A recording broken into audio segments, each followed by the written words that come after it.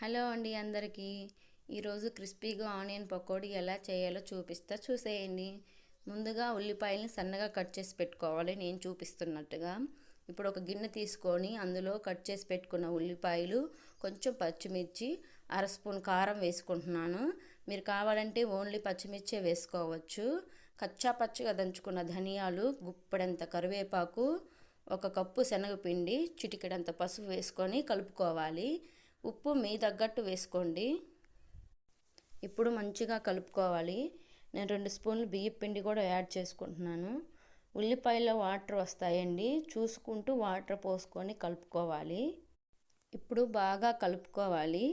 చూడండి, కలుపుకుంటే పిండి ఇలా రావాలి. ఇప్పుడు స్టవ్ మీద కడాయి పెట్టుకొని ఆయిల్ పోసుకొని హీట్ చేసుకోవాలి.